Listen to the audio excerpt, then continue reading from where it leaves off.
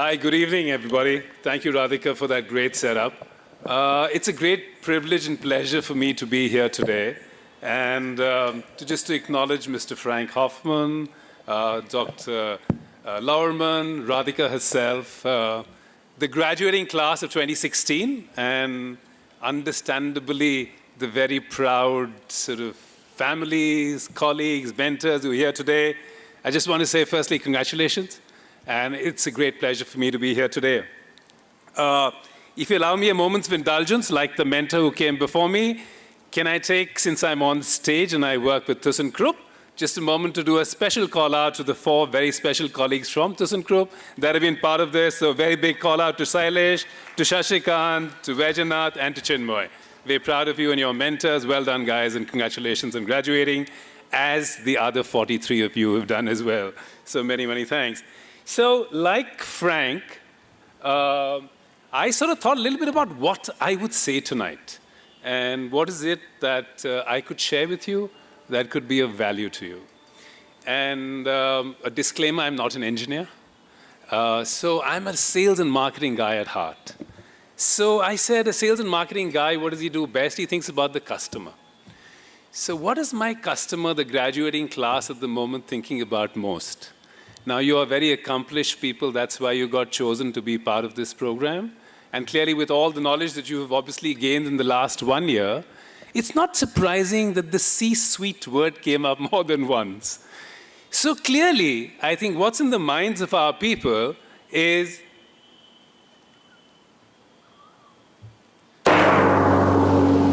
you're looking to be the leader of the future. Okay? So if that's what is on your mind, then how can I use that as a context to share with you what it might take to be the leader of the future? And Radhika's given me 20 minutes. So I just want to share that we have 20 minutes to do 2 very important things. One, to try and discover what the future might be like. And secondly, then having understood that, what it might take to develop a leader of the future. So just one word of caution, that it's going to seem very much that the next few minutes are going to be like a roller coaster. So stay with me, we'll jump around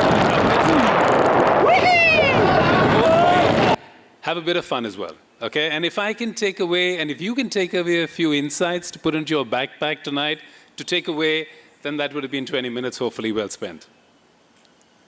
So as I said, what we're going to do is to try and explore what the future might look like, and what then will it take to develop the leader of the future. So very quickly to the future. What do we know about the future? Probably fair to say very little. And this is not new. More than 50 years ago, Peter Drucker, in terms of talking about managing results in a year 1964, said 2 things about the future, which are true today as it were 50 years ago. It's probably not easy to know what the future is going to be like. And more importantly, it's likely to be different from what we know today and think today.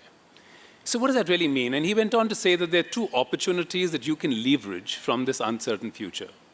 The first is to exploit the gap between when a discontinuity appears and its full impact. So in a sense, how can you exploit the gap of a future that already exists? And the second is how can you impose with your ideas on a yet unborn future a completely new idea that will help change what the future might look like.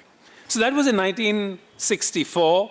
And more recently, John Shah, who was a professor at Columbia University, said something even more interesting.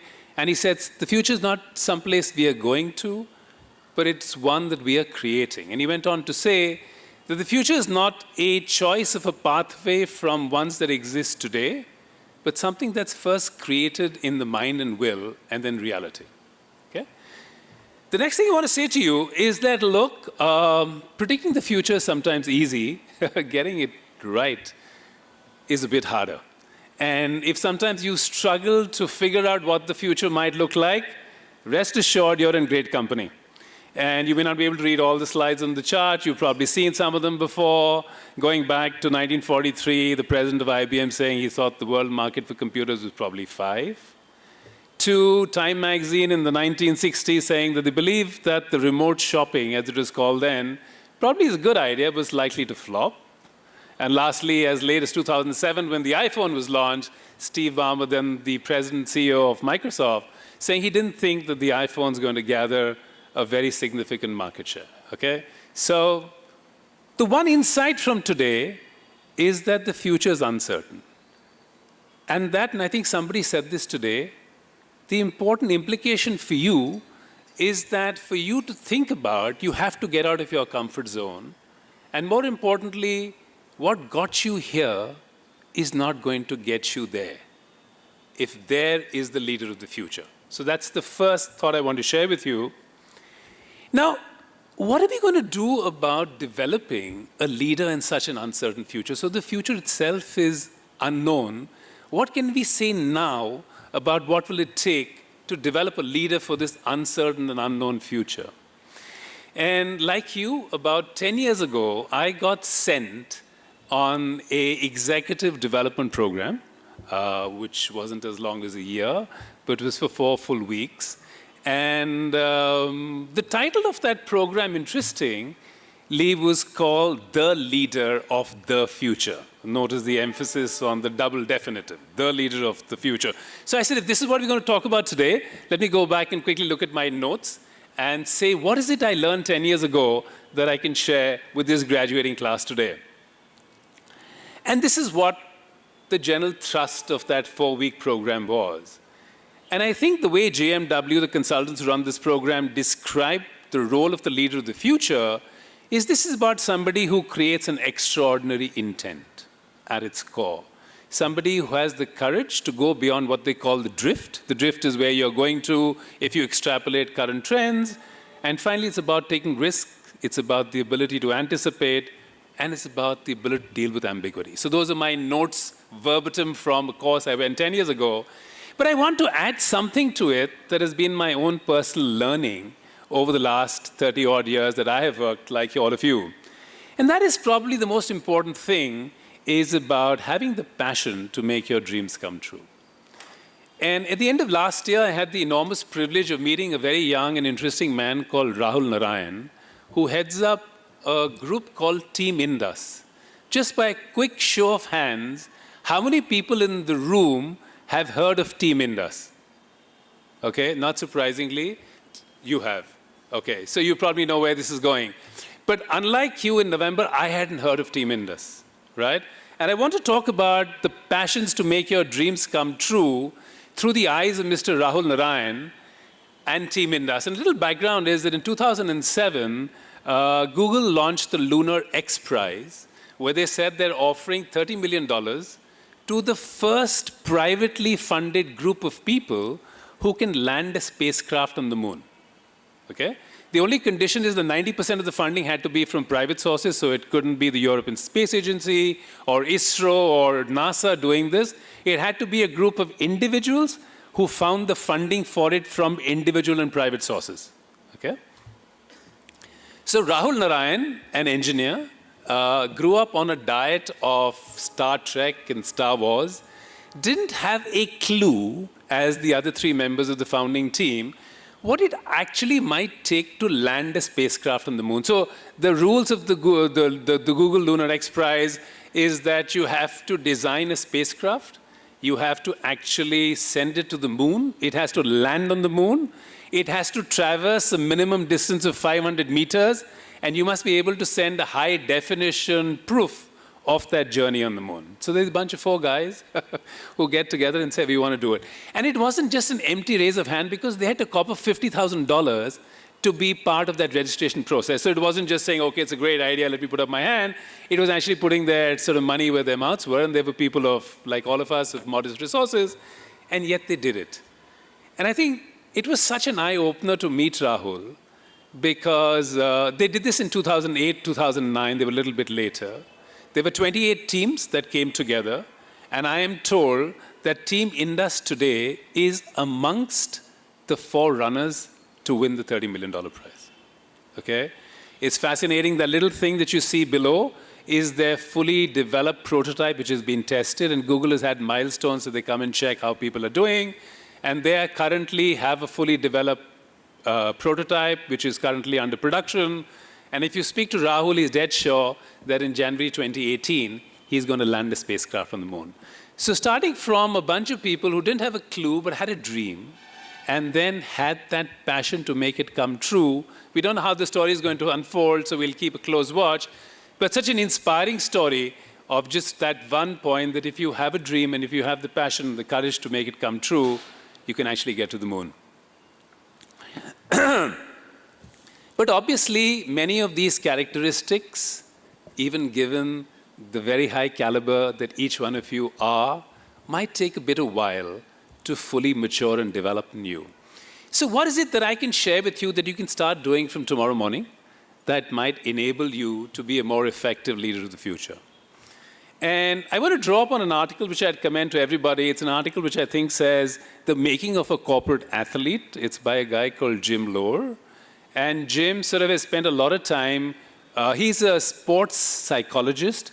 He's worked with hundreds of leading professional athletes, and including Monica Seles. And he now runs a consultancy in the US that tries to adapt principles from training world-class athletes into developing world-class executives.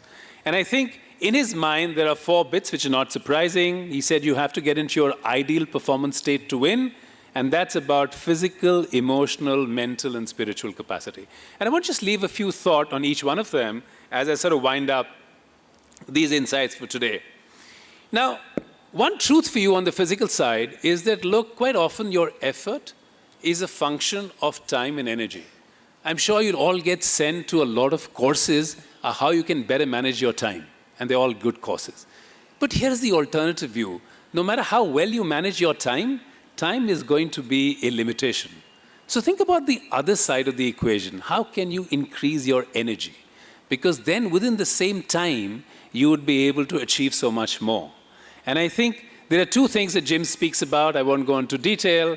One is the ability to oscillate between expenditure of energy and the renewal of energy. And he speaks about analogies in sports and how in between points professional tennis players like Monica Seles will develop routines where they unwind.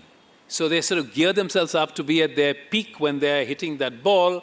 And then in between points you'd have seen they'll either sort of readjust the gut of the racket or kick dust off their shoes. But they develop a routine for themselves to wind down, to get the time to renew the energy so that they can do it again. And I think that's an important thing for you to think about, that you can't be a superman all the time or a super lady all the time. Think about how you can oscillate between expenditure and renewal of energy. And the third, probably no great newness here, but spend the time to do a healthy, regular workout routine for yourself. I think this is really important. Unless you're in a good physical state, you won't be able to achieve all your dreams. On the emotional well-being, I want to just share this thought with you, which is about how deeply engaged you are with your work. And I think somebody might quote a little bit today, Sadhguru, who runs an Isha Foundation, speaks about many things. And he says that, you know, if you can make a life out of what you do, rather than think about making a living from what you do, then you can get into the right emotional pace. So that's one thing to do, is how deeply engaged and passionate you're about what you do.